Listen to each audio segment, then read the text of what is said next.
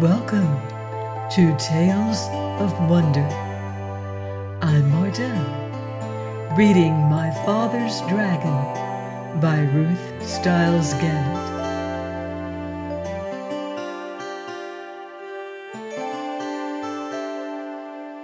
Chapter 5. My Father Meets Some Tigers. The river was very wide and muddy, and the jungle was very gloomy and dense. The trees grew close to each other, and what room there was between them was taken up by great high ferns with sticky leaves. My father hated to leave the beach, but he decided to start along the river bank, where at least the jungle wasn't quite so thick. He ate 3 tangerines, making sure to keep all the peels this time, and put on his rubber boots.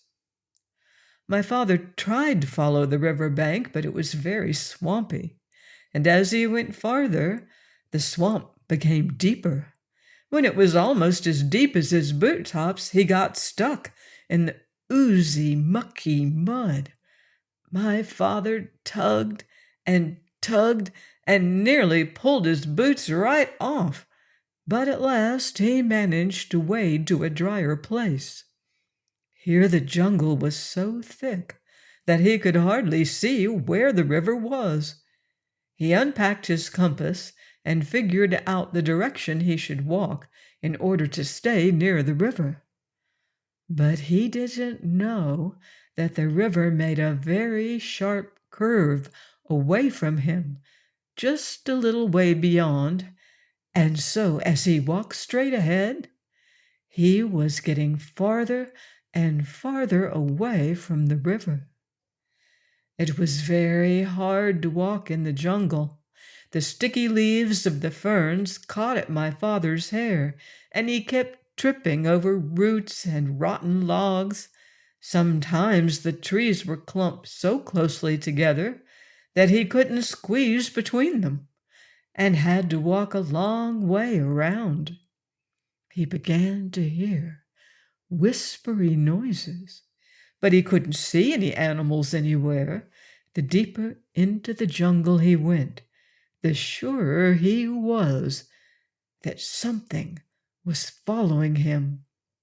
And then he thought he heard whispery noises on both sides of him as well as behind. He tried to run, but he tripped over more roots, and the noises only came nearer. Once or twice he thought he heard something laughing at him. At last he came out into a clearing and ran right into the middle of it so that he could see anything that might try to attack him. Was he surprised when he looked and saw 14 green eyes coming out of the jungle all around the clearing, and when the green eyes turned into 7 tigers. The tigers walked around him in a big circle, looking hungrier all the time, and then they sat down and began to talk. "I suppose you thought we didn't know you were trespassing in our jungle?" Then the next tiger spoke. "I suppose you're going to say you didn't know it was our jungle." "Did you know that not one explorer has ever left this island alive?" said the third tiger. My father thought of the cat and knew this wasn't true, but of course he had too much sense to say so. One doesn't contradict a hungry tiger. The tigers went on talking in turn. "You're our first little boy, you know. I'm curious to know if you're especially tender. Maybe you think we have regular meal times, but we don't. We just eat whenever we're feeling hungry," said the 5th tiger. "And we're very hungry right now. In fact, I can hardly wait," said the 6th. I can't wait, said the seventh tiger. And then all the tigers said together in a loud roar, "Let's begin right now!" And they moved in closer. My father looked at those 7 hungry tigers, and then he had an idea. He quickly opened his knapsack and took out the chewing gum. The cat had told him that tigers were especially fond of chewing gum, which was very scarce on the island.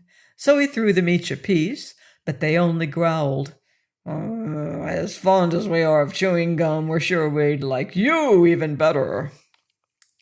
And they moved so close that he could feel them breathing on his face. "But this is very special chewing gum," said my father. "If you keep on chewing it long enough, it will turn green, and then if you plant it, it will grow more chewing gum, and the sooner you start chewing, well, the sooner you'll have more." The tiger said, "Oh, you don't say. Oh, isn't that fine?" And as each one wanted to be the first to plant the chewing gum, they all unwrapped their pieces and began chewing as hard as they could. Every once in a while, one tiger would look into another's mouth and say, "Nope, it's not done yet," until finally they were all so busy looking into each other's mouths to make sure that no one was getting ahead that they forgot all about my father. Join me next time for another chapter of My Father's Dragon by Ruth Giles Gannett, here on Tales of Wonder.